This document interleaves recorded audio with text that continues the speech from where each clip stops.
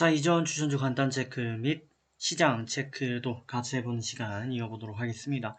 자, 일단 시장에 대해서 정확히 앞으로 어떻게 되겠다라는 게 사실상 지금 한 군데 달려 있습니다. 관련된 내용을 좀 말씀드려 보도록 하겠고, 어제 추천드렸던 종목들 체크해 볼 겁니다. 오르비텍부터 볼 텐데, 이렇게 추천을 드리는 종목들은 이제 매일같이 유튜브를 통해서 업로드 드리고 있고, 그 내역들은 제가 엑셀 파일로 정리해가지고 카페에 올려드리고 있습니다. 이 내역은 저희 유튜브 제목 아래 상세 페이지 혹은 유튜브 메인 페이지에서 자, 보시는 것처럼 이렇게 무료 추천 정보 아래 클릭해서 들어주시면 저희 카페로 이렇게 연결이 되니까요. 참고를 해주시고 말씀드린 엑셀 파일만 보고 바로 넘어가 보도록 하겠습니다. 자, 1년치입니다.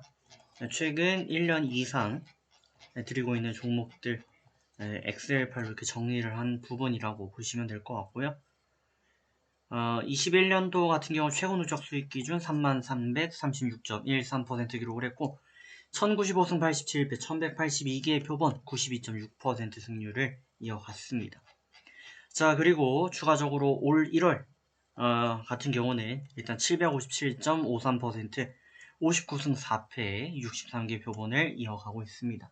비중 조금씩 해서 노려가 보시면 좋을 것 같아요. 자, 어제 드렸던 종목 첫 번째 오르비텍입니다. 오르비텍 오늘 반등을 해줬고요. 저 기본 차익권에 충분히 도달했습니다. 6,790원까지 올라와 줬습니다. 자, 6,790원까지 반등 나오면서 기본 차익권 도달을 했습니다. 자, 하지만 뭐 오늘 시장이 좀 다소 얄팍하게 좀 돌아갔고 미코바이오메드라든지 뭐 베노홀딩스, 무학 모두 차익권에 도달하지는 못했습니다. 하루 더 지켜보시길 바라겠고요. 뭐 그 전날 추천드리는 종목들 하이트질러 뭐 이런 거 다 좋았습니다. 파라다이스도 좋은 흐름을 보여줬네요. 아시아나항공도 추가로 올라줬고요. 자, 그럼 시장 부분들 체크를 좀 해보겠습니다. 자, 앞으로 시장 어떻게 될 것인가 라는 부분에 대해서 일단 저희가 체크해 볼 수 있는 게 좀 있으면 CPI가 나오긴 하는데 소비자 물가지수가 나오긴 하는데 그 전에 지금 나와 있는 게 미국 고용지수가 생각보다 너무 잘 나왔어요. 그래서 금리 인상 우려가 생기는 거 아닌가라고 하고 있습니다.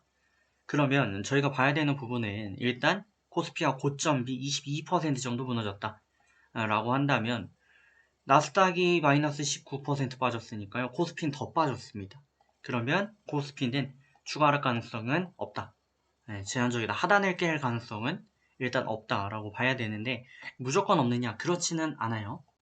현재로서는 굉장히 낮은 시나리오 중에 하나이긴 한데 금리 인상이 50bp로 인상이 된다면 0.25bp, 25bp가 아니라 50bp, 50 그러니까 0.5%라고 할게요. 0.5% 인상을 하게 된다면 이때는 이 충격파가 확 올 수 있습니다. 그때는 뭐 괴소문으로 1년에 8번 인상한다, 10번 한다라는 이 설이 돌 수가 있어요. 그렇기 때문에 그 방향으로 가는 건 위험한데 제 개인적인 주관적인 판단으로는 시장의 하단을 일단 찍었고 슈팅이 나올 겁니다. 이 슈팅이 많이 나오면 그때 0.5% 인상이 나올 수도 있어요. 그러면 다시 빠졌다가 올라가겠죠.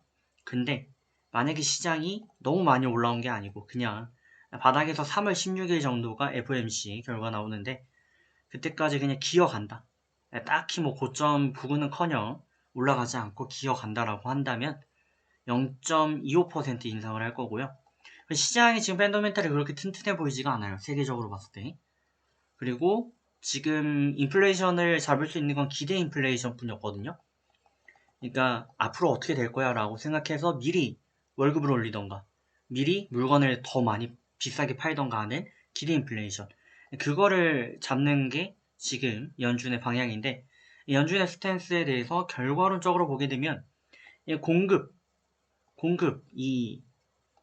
공급망 이 병목 현상 이거를 풀지 않는다면 해결이 안 됩니다. 그러니까 이거는 코로나가 풀려야 가능한 거예요.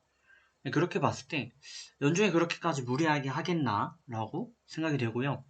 사실은 인플레이션을 지금 막자고 하는 거잖아요. 근데 인플레이션보다 뭐 어디서든 다 이제 비슷하게 얘기가 됩니다만 디플레이션이 더 무섭죠. 이 디플레이션이 됐을 때는 그냥 마비 상태예요. 경제가 성장할 수도 없고 무조건 그냥 임금이 싸지고 그러니까 월급이 내려갑니다. 물건값도 내려갑니다. 이게 최악의 상황이죠. 근데 이게 와버리면 한 끗 차이라 이게 와버리면 답이 없습니다. 그렇기 때문에 결과론적으로는 그 정도까지 하지 않을 것이다.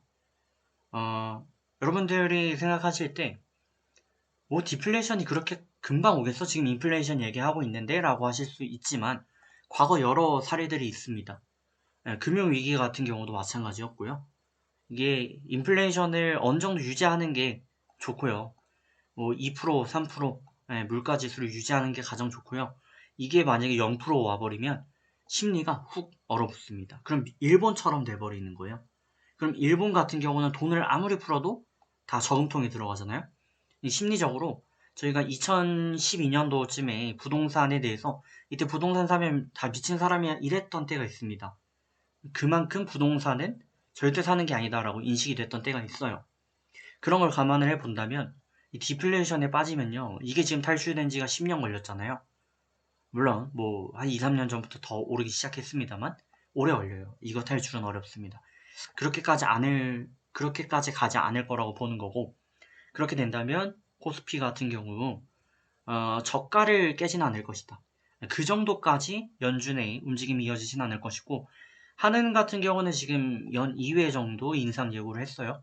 그러면 적어도 하는 기준으로 봤을 때 연준이 올해 4번 정도에 그칠 것이다 라고 예상을 한다는 의미이기도 해요.